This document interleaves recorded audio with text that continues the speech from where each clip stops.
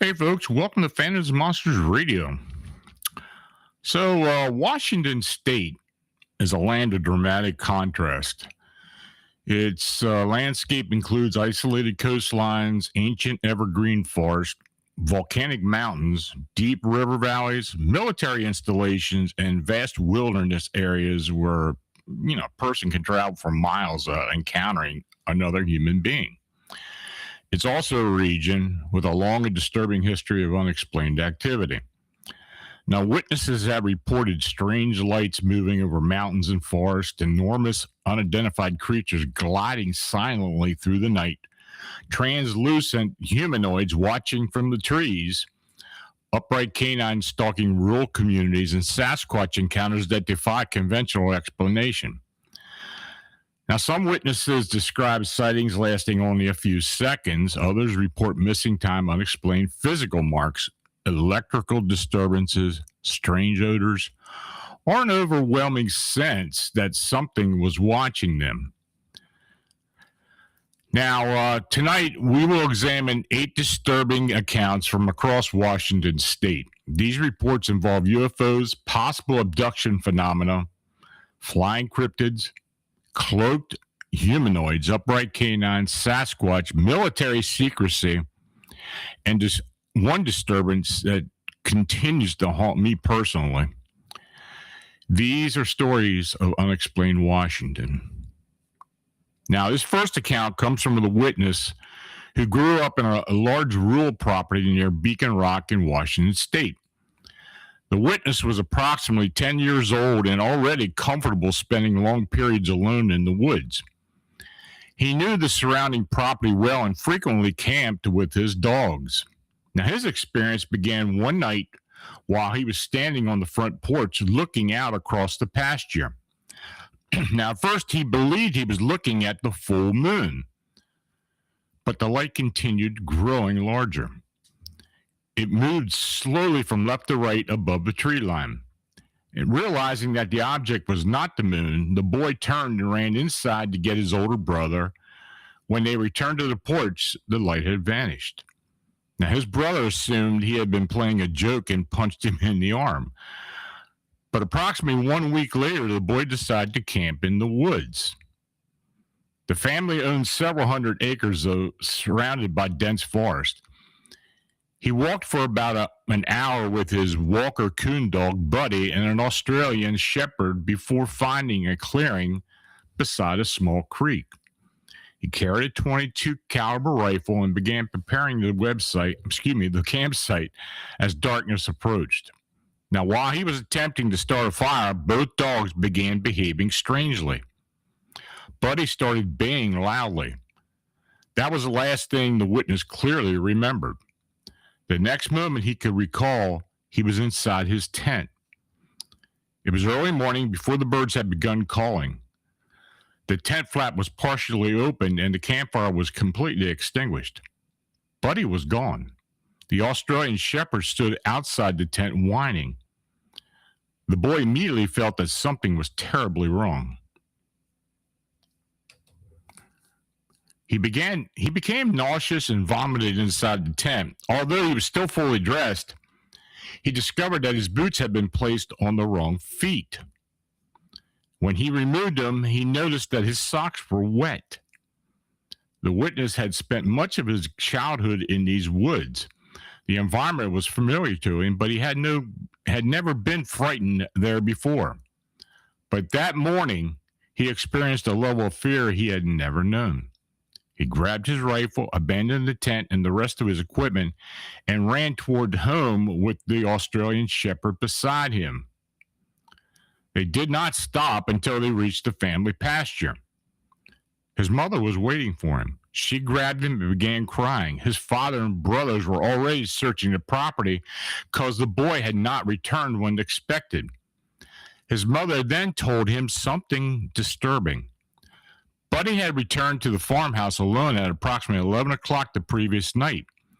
The dog had been baying and appeared distressed. Buddy had never voluntarily left the boy's side.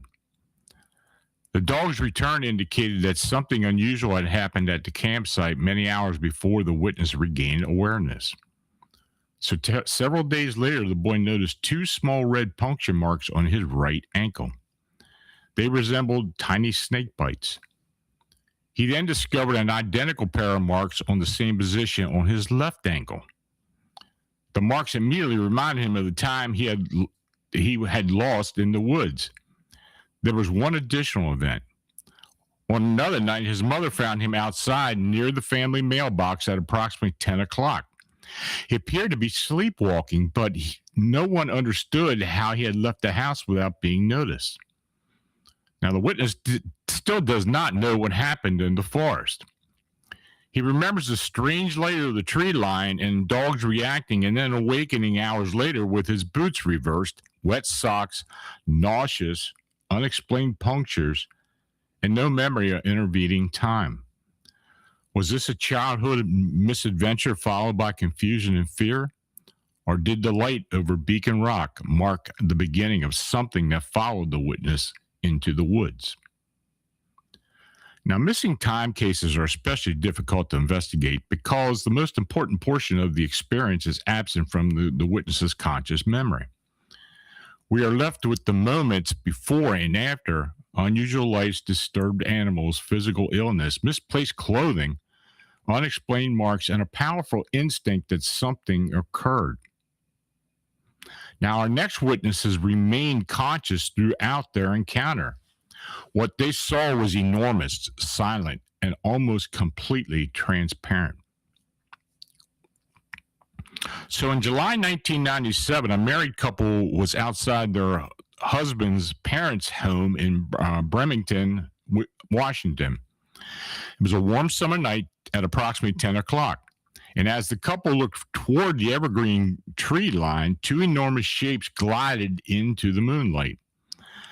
The witnesses initially struggled to understand what they were seeing. The objects were not conventional aircraft. They appeared to be living creatures. Each had a wingspan comparable to that of a small Cessna airplane. Their heads resembled those of historic birds with long pterodactyl-like beaks. Their bodies and wings reminded the witness of stingrays. There were no visible feathers. The creatures also appeared to possess feet and long, prehistoric-looking tails.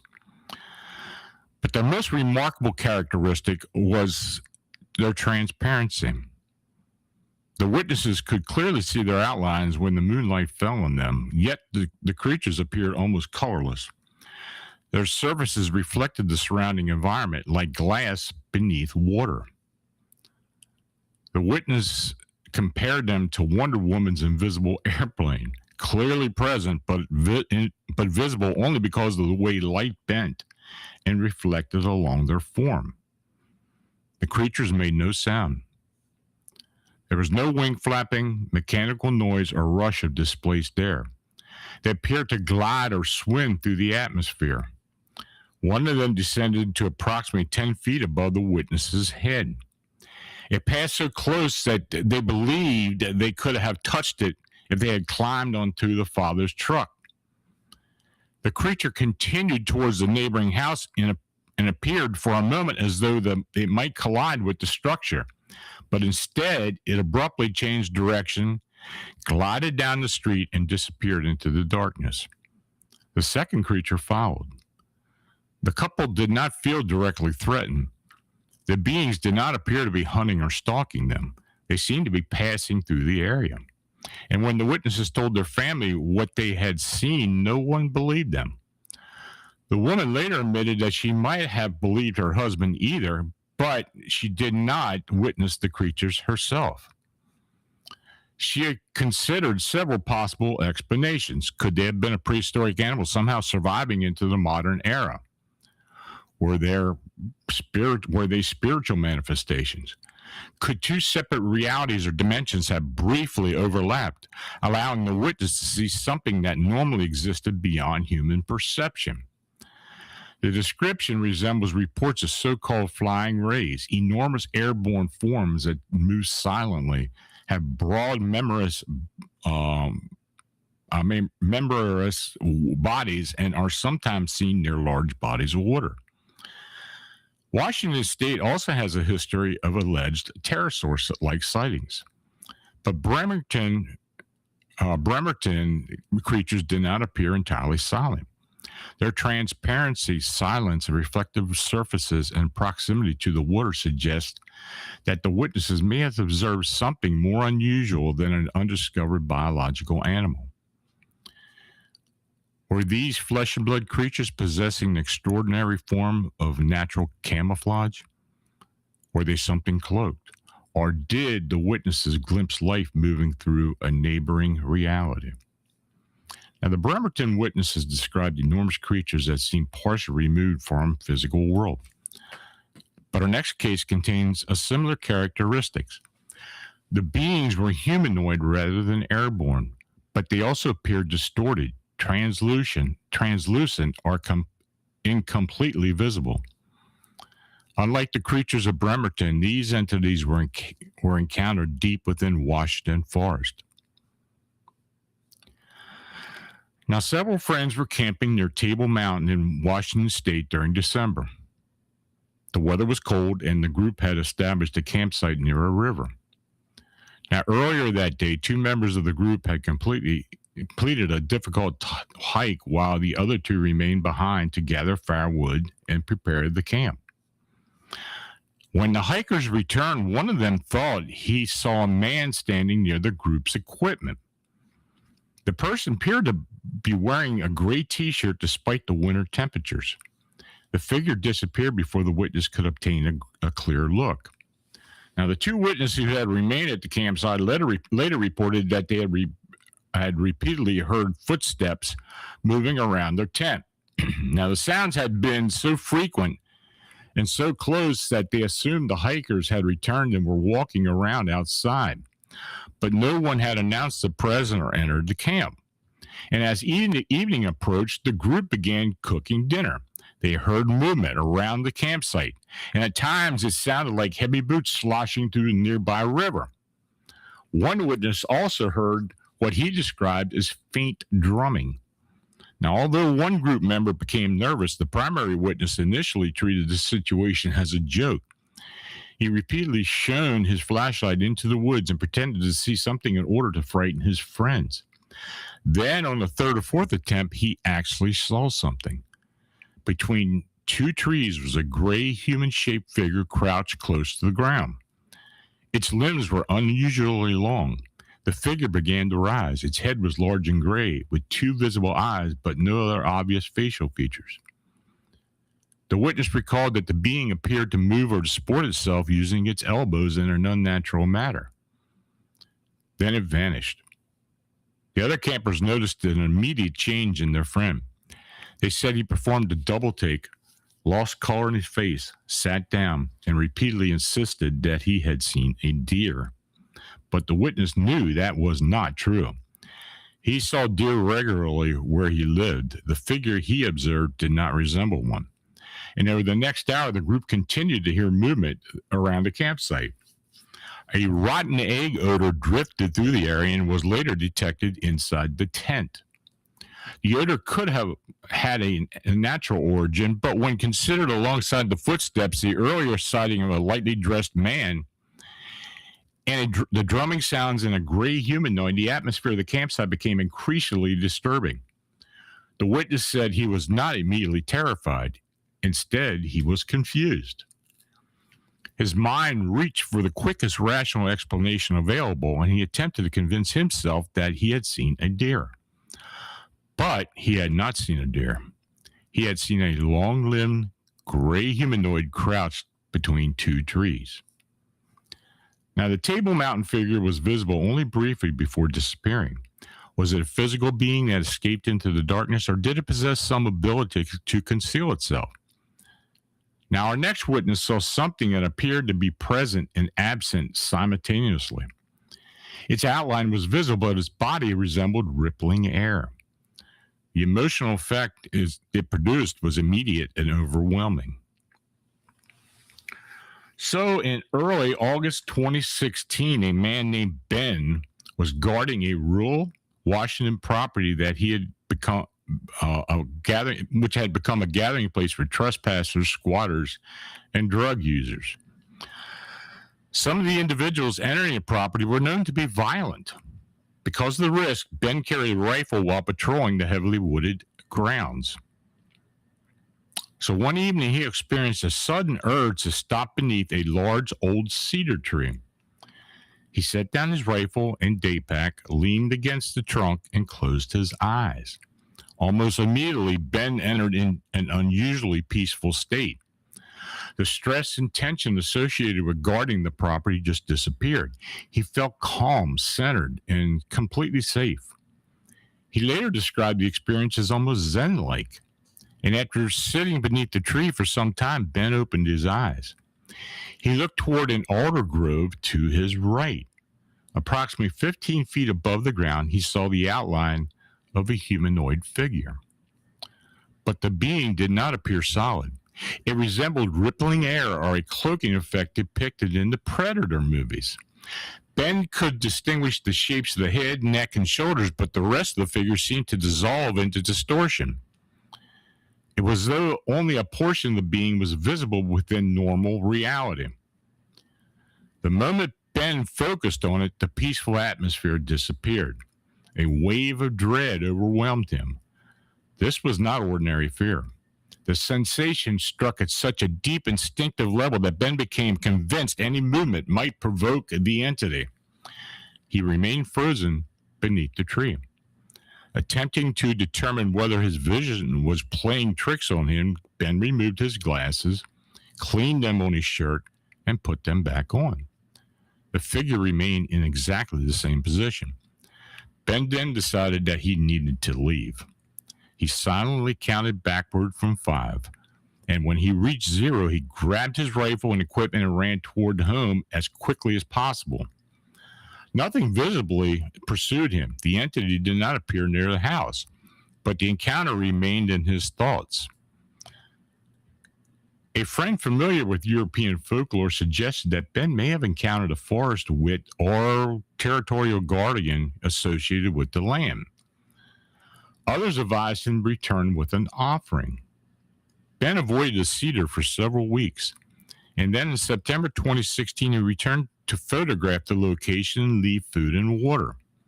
And as he approached the tree, the feeling of dread returned, though it was less intense than during the original encounter. He did not see the cloaked figure, but he strongly sensed that something was still present. Ben placed the offering on the ground. The atmosphere changed. He no longer felt threatened. He spoke aloud, explaining that he was only attempting to protect the property. He also firmly stated that nothing present on the land had permission to follow him home. Around the same period, Ben discovered a sharply defined L-shaped hole approximately 75 feet from the cedar.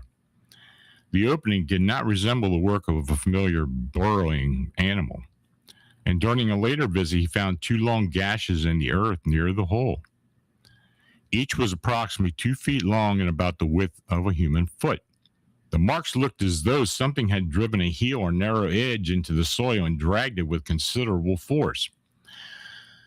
There is no way to determine whether ground disturbances were connected to the cloaked figure, but the combination of the visible distortion, the dramatic emotional shift, and repeated sensation of the presence and the unexplained marks suggested that Ben might have encountered something more substantial than a momentary visual illusion. Now, was the entity responsible for a strange sense of peace that drew him beneath the cedar? Was the dread a warning to leave? Was Ben observing a cloaked biological creature, an interdimensional presence, or something traditionally associated with the land itself? Now, Ben interrupted the presence as territorial rather than openly predatory. Once he stated his intentions and left an offering, the threatening atmosphere seemed to subside. But the next witness was not given that sense of reconciliation. What he encountered outside a gas station appeared animal-like at first, but then it stood upright. Now, this account was related by a friend of the original witness.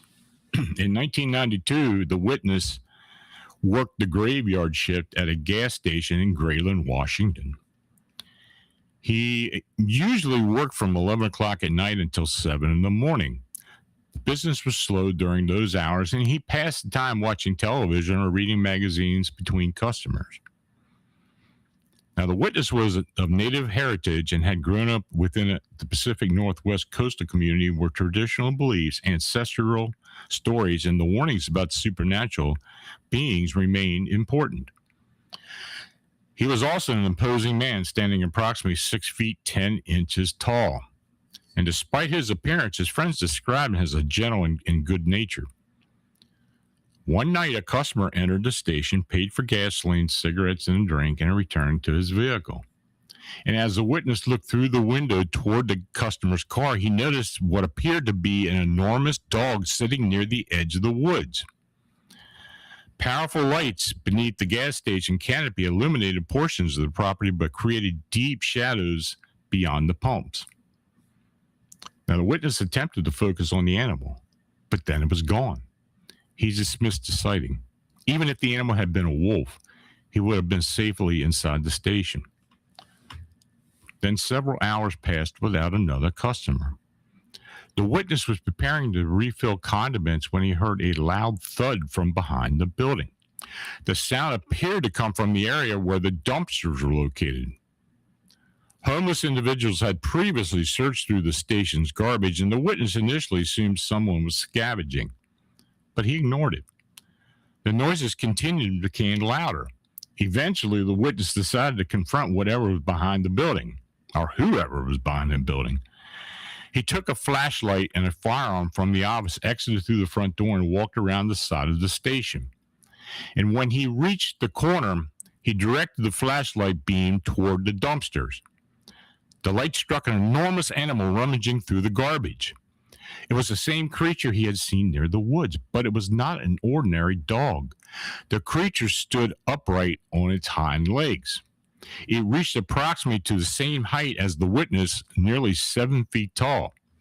Its body was too narrow and gaunt to be a bear. Its shape appeared canine, but its proportions were disturbingly human-like. His eyes reflected the flashlight beam. The sight was so shocking that the witness dropped both the flashlight and the gun. He ran back into the station, locked the doors, and remained inside for the rest of the night. The creature did not visibly follow him. The witness resigned from the job the following day. He later became convinced that the creature had been a shape-shifting entity associated with Native traditions. Now, whether that interpretation was cultural or geographically accurate is impossible to determine. What remains important is that the witness description of a massive canine creature that first appeared on 4 legs and was later seen upright at nearly 7 feet tall was an unidentified bear, an unusually large wolf, an upright canine similar to the creature reported throughout in North America. Or was it something rooted in traditional warnings the witness had heard throughout his life? Now, the Grayland witness encountered a creature that seemed to exist somewhere between human and the animal worlds. But our next report also involves an entity that resisted every classification. This time, however, the witness observed not one unexplained creature, but 2. What followed was a violent confrontation between Sasquatch and a translucent, reptilian-looking being in the woods near Kirkland. Now, a witness was hiking in the woods near Kirkland, Washington, when he noticed something unusual climbing a tree. Now, at first, he believed it was a giant white lizard. And as he continued watching, he realized that the creature was partially translucent. Its body appeared almost skeletal or exoskeletal, with the tail and several short, stubby appendages. The creature turned its head backward and looked directly at the witness. It made a snapping sound with its huge mouth. Its face possessed jagged bumps along the upper and lower edges. The witness could not determine whether these projections or teeth are part of the creature's facial structures. Then he heard a whooping noise coming from her surrounding forest.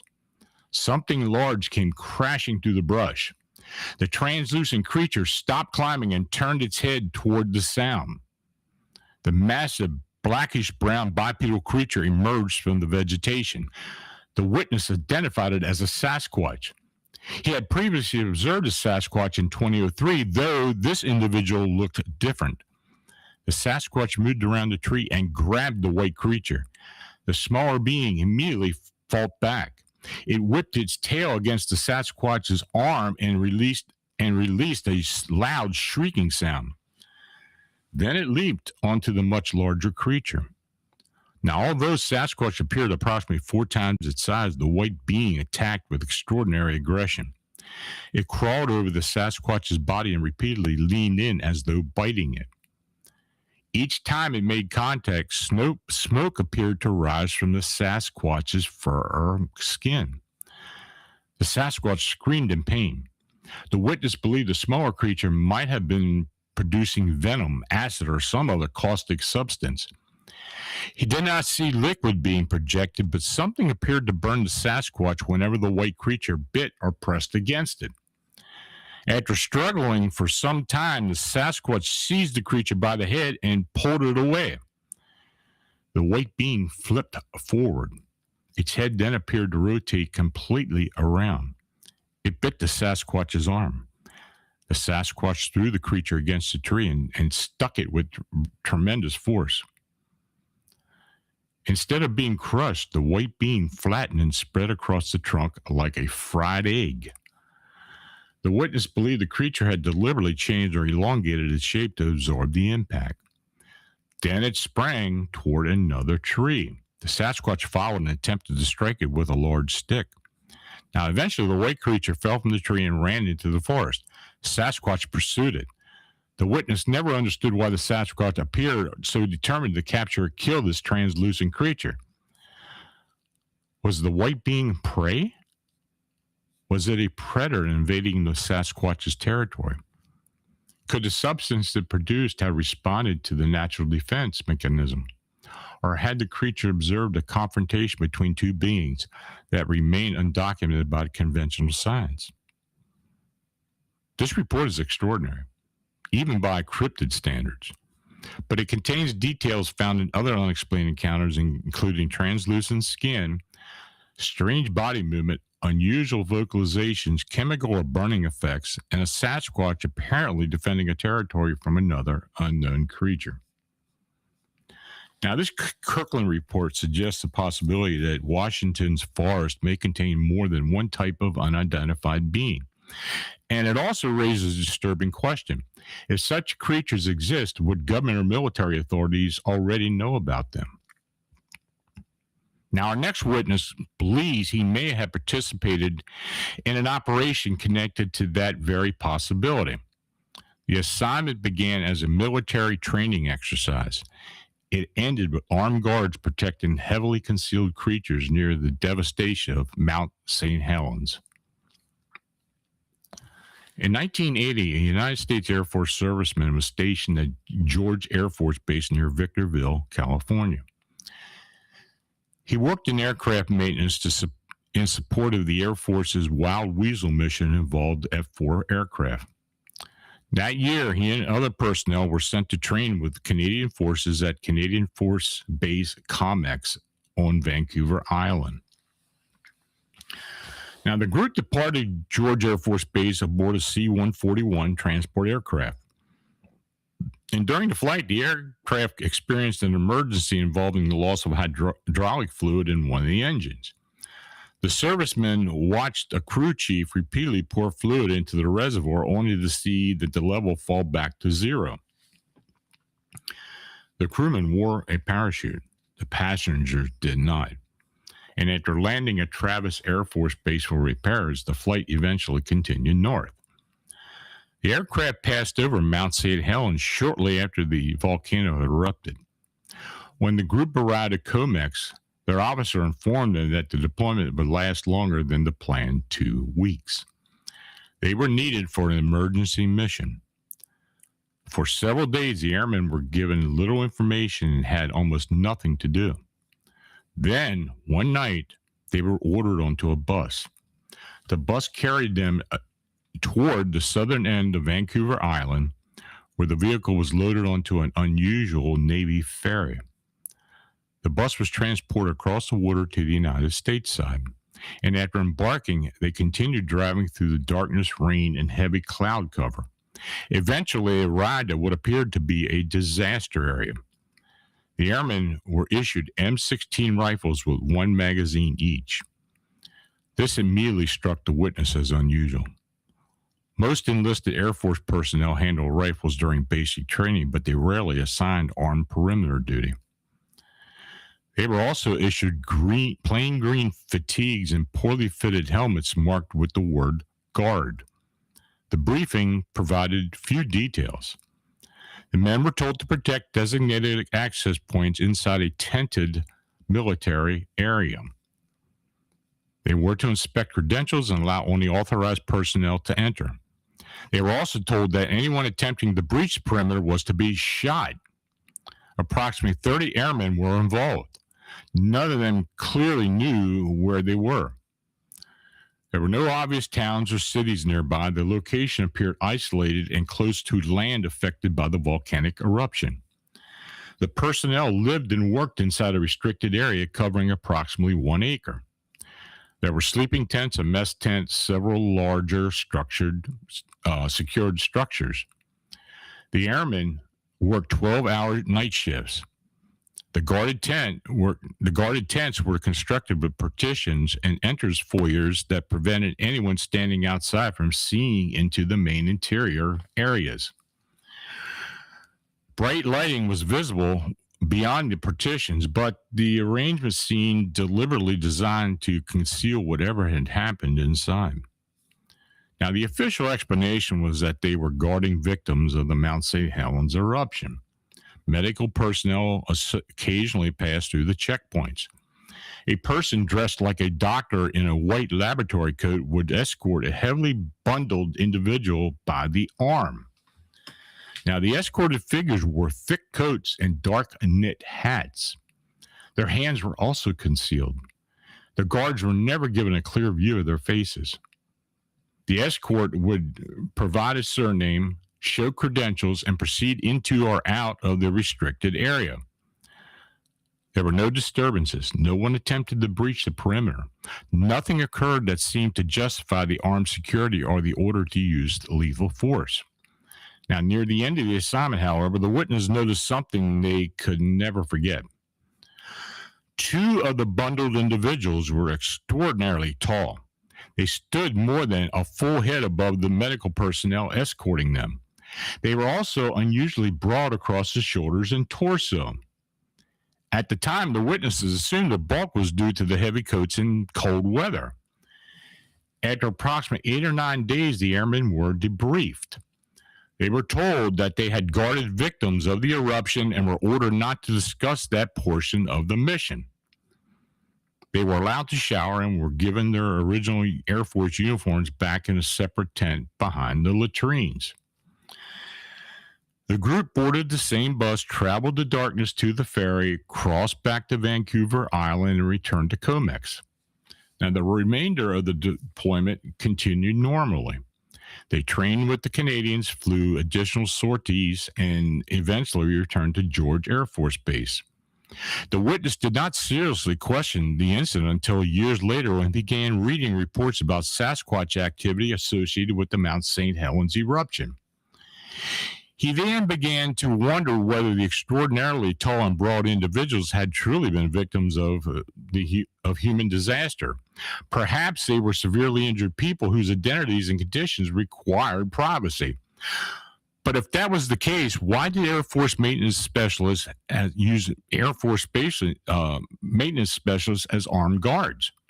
Why conceal the patient's face and hands? Why transport the guards secretly by bus and military ferry? Why issue orders to shoot anyone attempting to cross the perimeter?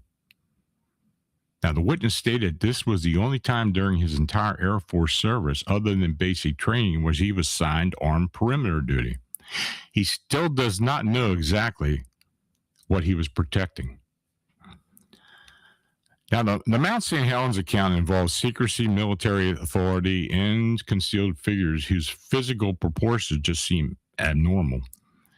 The witness was given orders, but no answers. Our final report contains no military installation, guarded perimeter, or official explanation. It began at an isolated farmhouse with strange lights over the Coeur d'Alene Mountains. And for a young school teacher named Mandy, these lights marked the beginning of terror. Within weeks, she would disappear. Now, this final case remains one of the most disturbing and emotional investigations I have ever been involved with. In July 2009, I received a call from a young school teacher named Mandy who lived with her mother in an isolated farmhouse in East Central Washington. Mandy told me that her life had become a living nightmare. She was terrified of the dark. She was afraid to leave the house at night. She believed that something beyond human understanding that had targeted her and her mother. The activity had begun approximately 2 weeks earlier. Mandy and her mother noticed unusual red and white lights hovering over the Coeur d'Alene Mountains near their farmhouse. That same night, Mandy experienced a violent dream involving flashing lights and mechanical sounds. She awakened nauseous, disoriented, and deeply frightened. Her mother initially dismissed the experiences as a nightmare, but then the lights returned. One evening, while Mandy and her mother were cleaning up after dinner, they heard sharp popping sounds outside the farmhouse. When they looked through the windows, they saw hundreds of red and white lights moving rapidly across the sky and over the property. Whenever two of the lights appeared to collide, a loud popping sound echoed through the yard. And at the same time, the telephone stopped working. The house lights began flickering. Scratching noises moved across the roof. Then, without warning, everything stopped. When Mandy stepped outside, she detected a faint odor resembling burnt motor oil. There was no visible evidence explaining what had happened. But the following night was worse. Heavy thuds struck the roof. Rapid scampering sounds came from the attic. A red and white lights again surrounded the farmhouse. This time, the electricity failed completely and remained off for nearly an hour. Mandy and her mother retreated to a bedroom where they sat together by candlelight. They felt like prisoners inside their own home. They could not use the telephone. They could not see what was moving above them. They did not know whether something was attempting to enter the house. And when Mandy contacted me, I could hear the terror in her voice. It was not exaggerated. It was not rehearsed. It was raw and sincere. She desperately wanted an explanation. Now, during our conversation, she asked me a question I will never forget. Why is this happening to us? Now, I instructed Mandy and her mother to maintain detailed journals and to contact me after every incident. We spoke late into that night. I believe they were generally frightened and that something seemed to be deliberately targeting them. That was the last real conversation I ever had with Mandy. Several days later, her mother called me. Her voice was broken with grief. Mandy was missing. The night after our conversation, Mandy had gone to bed as usual. And at approximately 11 o'clock, her mother noticed light shining from beneath Mandy's bedroom door.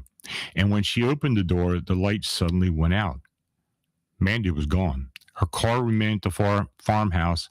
Her clothing, belongings, and personal items had not been disturbed. There was no known visitor. There was no obvious sign of forced entry.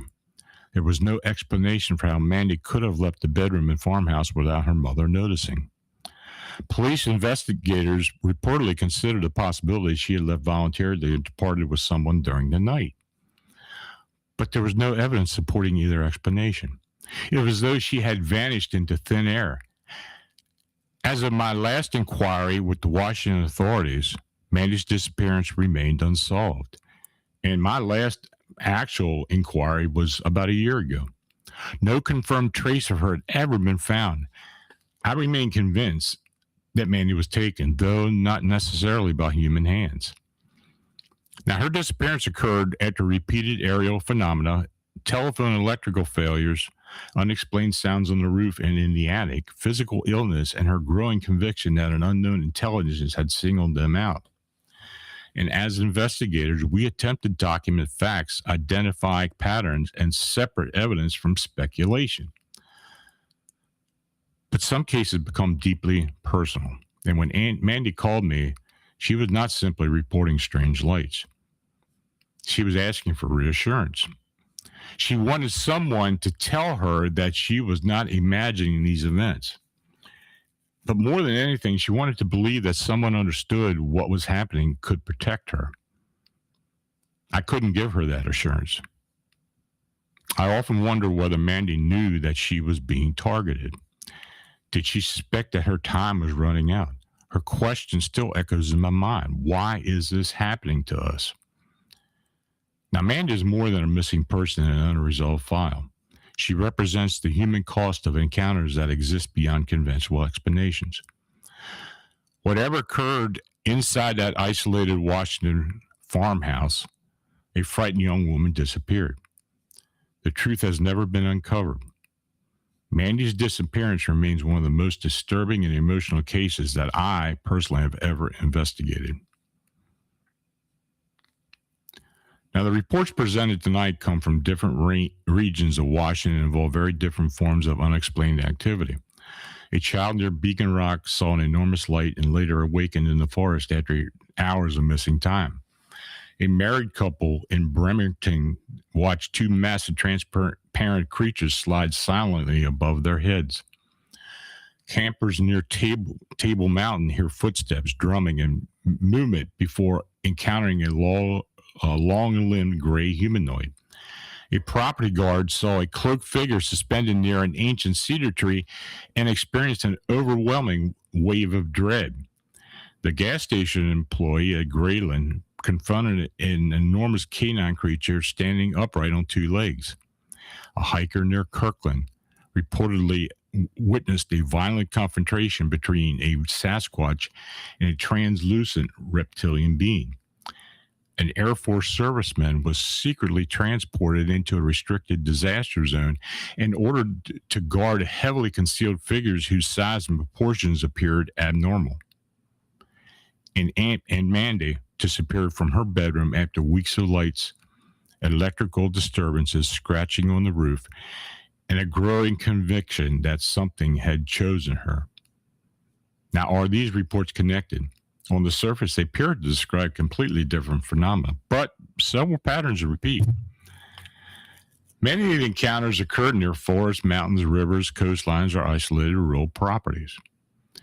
Several involved beings that appeared translucent, cloaked, reflective, or only partially present.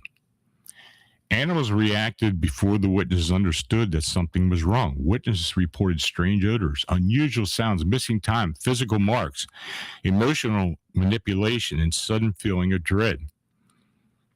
In some cases, the entities appeared territorial. In others, they seemed curious, predatory, or focused on a particular individual.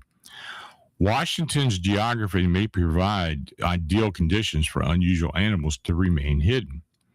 Its military facilities and restricted areas may conceal classified activity. In ancient forests and native traditions preserve accounts of beings that have occupied the region far longer than modern communities.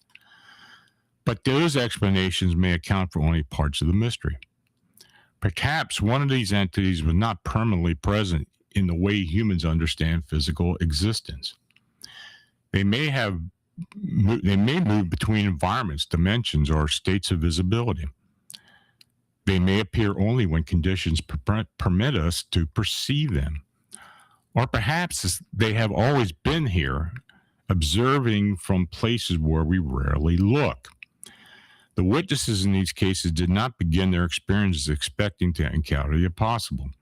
Most were engaged in ordinary activities. They were camping, hiking, working, guarding property, completing a military assignment, or sitting inside their own home. Then the boundary between the known and the unknown suddenly opened.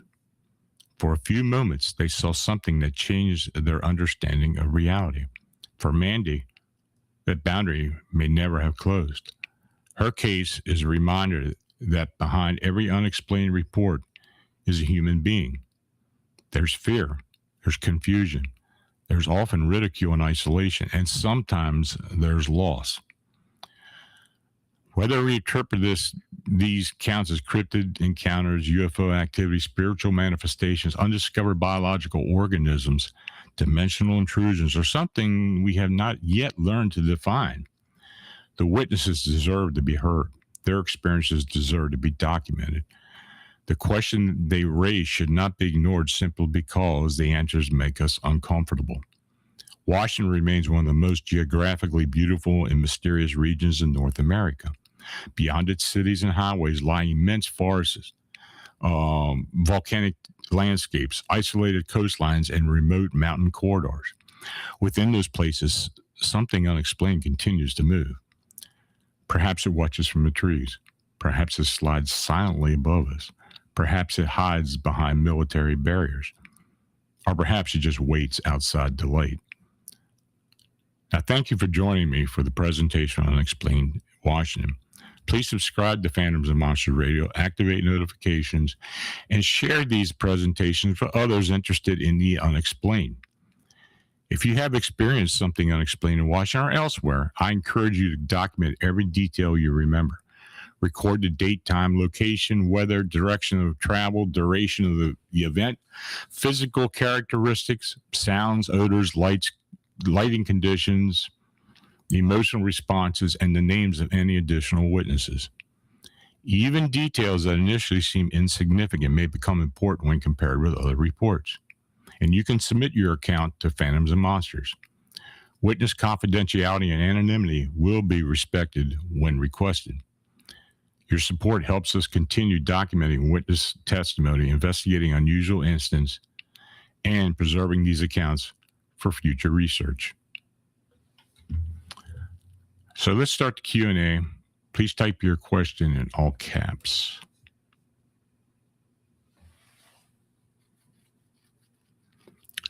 Michelle, 54689. Do you think the cloaking of the figure initially had a hypnotic effect on the guard to make him more docile, like they possibly used for hunting to keep prey from running? That's a good question. I don't know. It could very possibly be that. When you get encounters like this, or even just general observations, it could be a lot of different things. But what you stated could be very true. Unless we get some type of documentation or affirmation of what happened, it's pretty hard to even make out exactly what had occurred. So, we do the best to investigate, but sometimes we just don't get the answer that we want. Paranormalism Net, Lon, what were you doing on the road? I wasn't investigating anything. I was just taking a couple days off. I needed some time off. Dagnammit, the Sasquatch has been spotted near Mount St. Helens, and sightings started after the 1980 eruption. Do you think Sasquatch could be Mothman? During our investigation in Chicagoland, we had a couple of sightings, particularly in Woodstock, Illinois, of a creature that looked like a Bigfoot. We even had sketches. It looked like a Bigfoot with large wings. Now, is that the same as the Sasquatch that originally started in La Crosse, Wisconsin, that was reported by Linda Godfrey? I don't know. Could it be related to the Mothman? Yeah, it could be. It could be another type of winged humanoid or winged cryptid. We just don't know. Though I did take the reports of these possible Sasquatches and put it alongside the winged humanoid reports in Chicago. I am aware of the so-called Sasquatch sightings in Washington, but I don't really know exactly what it was. If you want to use the characteristics of the well-known Mothman, it probably wasn't. But who's to say there's not other winged beings or winged humanoids out there that kind of fit that bill? The best I can say is that we just continue to look into it, and maybe we'll be able to connect it. Michelle, do you think some reptilians possibly do other acidic saliva, or could the bite just be toxic to Bigfoot, and because they are from different vibrations that cause that reaction? Well, of course, it's probably a defense mechanism, a natural defensive mechanism. Is if it's a creature that's not indigenous to the area. Well, maybe it was from another realm or another level to where it was used naturally to defend against other types of predators on their realm or on their plane. I don't know. Apparently, the Sasquatch was affected by it, but it didn't seem to permanently disable it. So, yeah, that's a tough one to answer. I mean, it's a very unusual report, and I received something very similar to that in Florida as well, but it was just a little bit different.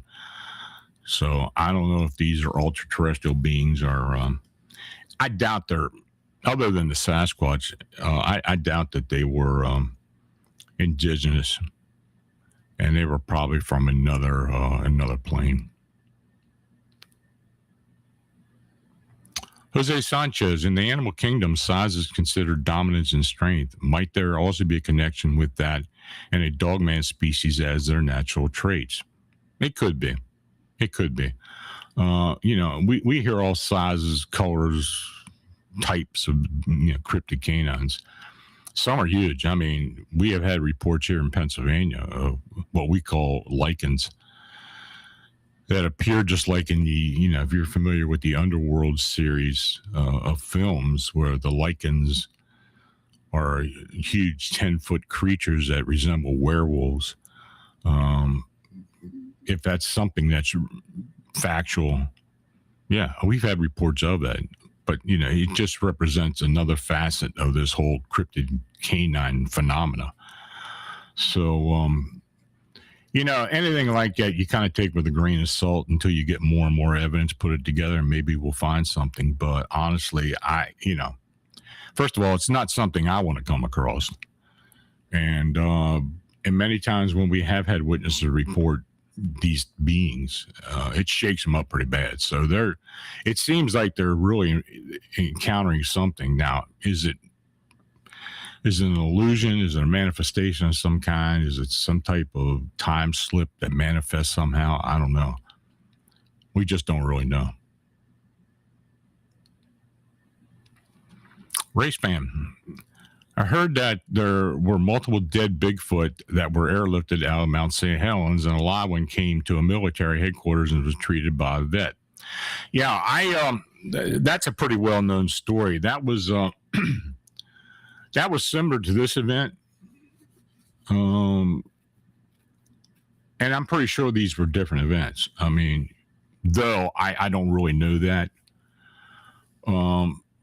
I have heard other accounts that kind of coincide with this one I talked about, where these beings were injured, but they were docile enough that they didn't have to secure them or anything, and took them in for treatment.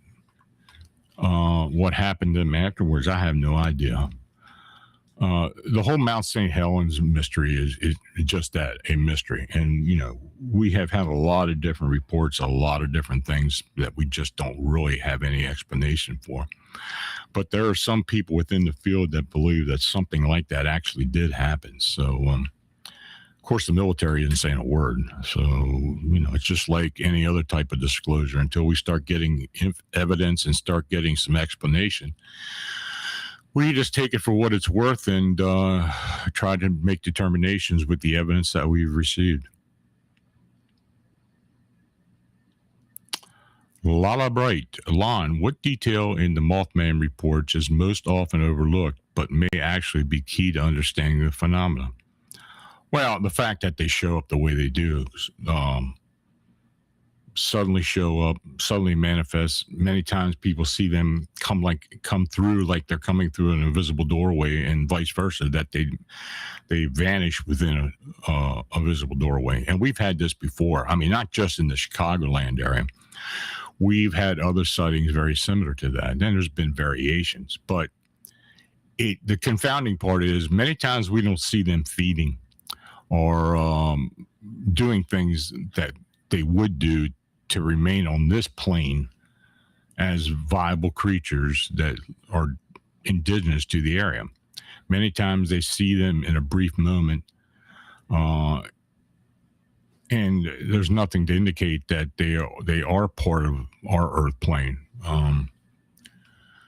I never really got that indication with the 180 odd reports that we thought were authentic in the Chicagoland area that seemed to indicate that these beings were living among us. They were appearing among us, but I doubt they were living among us.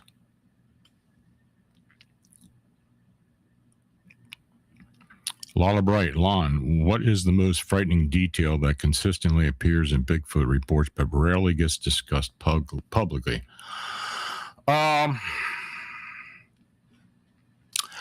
would say the fact that many times when a Bigfoot is in an area and they notice a human being looking at it and they react like that they shouldn't be being seen. In other words, they react like this human is looking at me and it shouldn't be seeing me. Now, there have been theories about these beings being cloaked. This whole Glimmerman phenomena. Some people do believe that these Bigfoot or other cryptid creatures are even humanoids, some type of ultra-terrestrial. Again, I go back to Chicago with the winged humanoids. Many times these things, they acted like they want to be seen, but they seem to only allow certain people to actually look at it or to recognize it. We've had reports among hundreds of people where only one or two people possibly saw it or even reacted to it. As far as Bigfoot and Sasquatch, the same thing happens, but it's somewhat different. I mean, they seem to think that they can't be seen because they're using some type of either mechanism or some type of ability to cloak themselves. But when they see the person looking at them and staring at them, they realize that they are being seen. And when that happens, they quickly disappear. I mean, they get through somewhere where they can't be followed or seen anymore.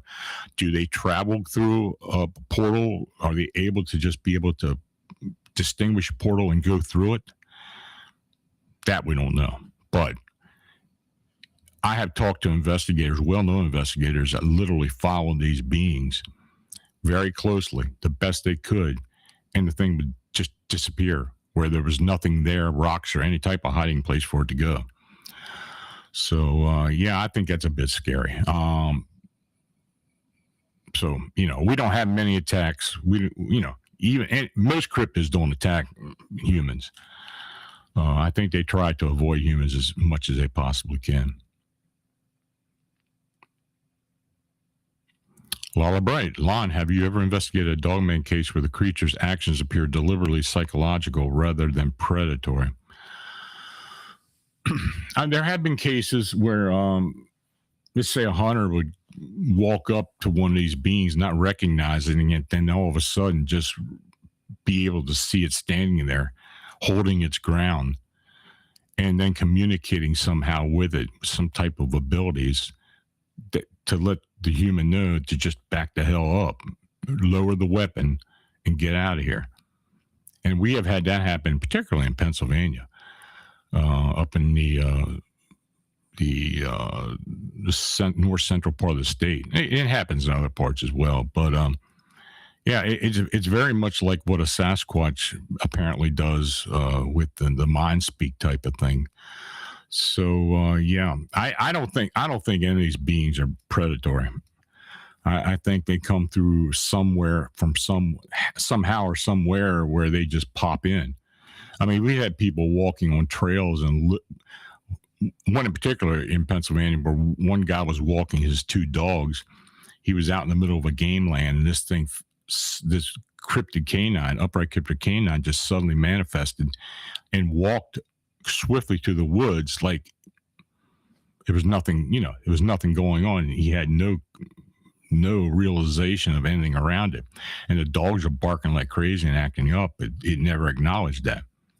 So, I mean, could this be a glimpse into another dimension? It's possible. But these type of encounters do happen.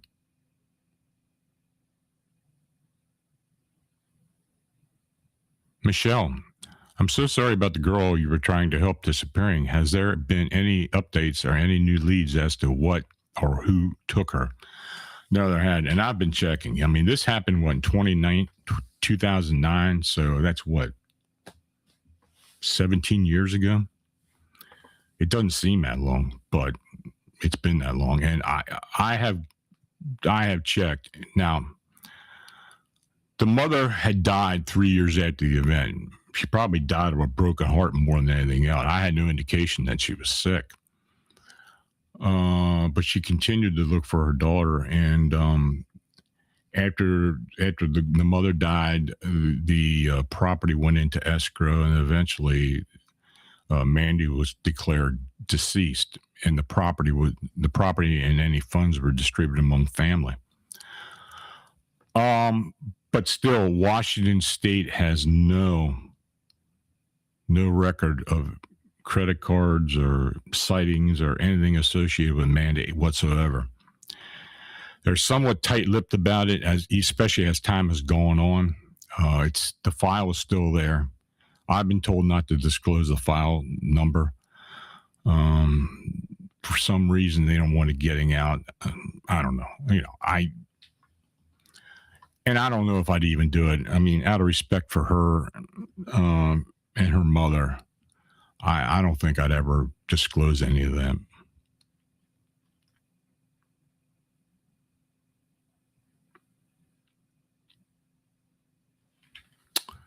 Okay, folks. Well, I want to thank you for showing up tonight. So until the next time, just remain observant, trust your instincts, and remember that the world around us may be far stranger than we've been led to believe.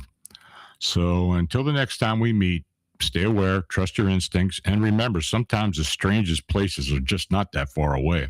So have a nice evening. Have a great weekend. See you next Friday. Good night.